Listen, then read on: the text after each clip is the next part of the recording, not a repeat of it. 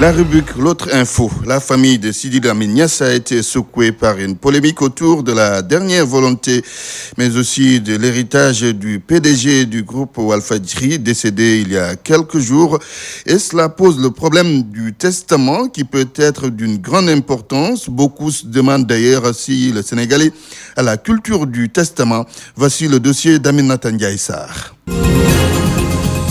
Le testament doit être une réalité. Aujourd'hui, plusieurs familles se sont disloquées parce que le père de famille n'a pas pu prévoir son héritage.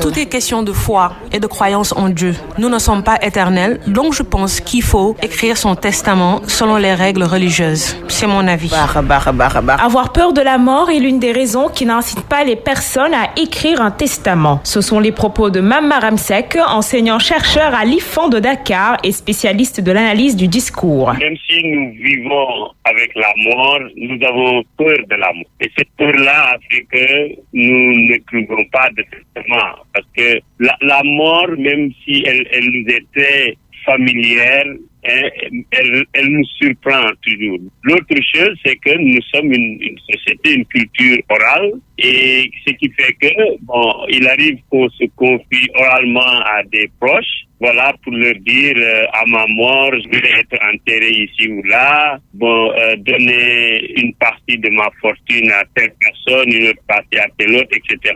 Mais là aussi, ça fait pas tellement foi parce que certains peuvent y croire, d'autres peuvent ne pas y croire. Ce document, appelé testament, aussi authentique qu'il soit, peut être l'objet de contestations devant la loi. Des contestations souvent dramatiques et très difficiles à gérer, compte tenu de tous les secrets du testataire qui peuvent être révélés après sa mort. Il arrive qu'un testament fasse l'objet d'une contestation. Donc vous considérez qu'il y a des testaments sous signe privé, ça veut dire qu'il résulte de la signature seulement du testateur, c'est-à-dire celui qui fait le testament, et les testaments qui résultent d'un acte authentique. Maintenant, pour ce qui est des actes authentiques, il est plus difficile de les remettre en cause parce que ces actes authentiques reçus par un notaire font foi jusqu'à inscription de faux. Donc, on peut les contester, mais difficilement. Et souvent, c'est des contestations qui sont vraiment dramatiques parce que c'est des problèmes entre familles et toujours des situations comme ça sont très difficiles. Dans la religion catholique, le testament n'est pas obligatoire, mais fait l'objet de recommandations. Selon l'abbé Raphaël, l'élaboration d'un testament permet le repos en paix du défunt, mais surtout garder la paix et la sérénité au sein de la famille. Dans la religion catholique, ce n'est pas une obligation,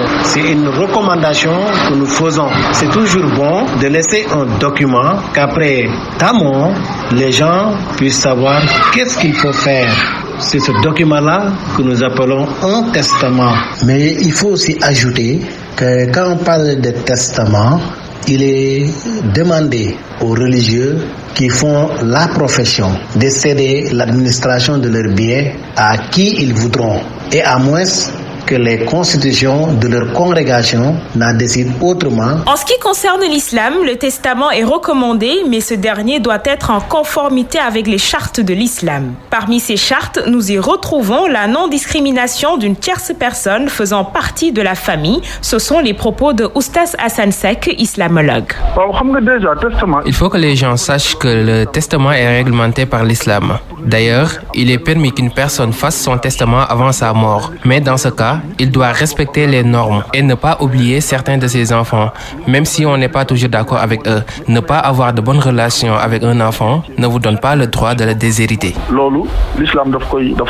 Pour rappel, le testament est un document qui permet de connaître les dispositions qu'une personne souhaite après sa mort, tant sur sa personne que sur ses biens. Un acte qui nous permet de rester dans la droiture et dans la paix, dans chacun de nos actes, du plus petit au plus important, en étant sur terre ou dans l'au-delà.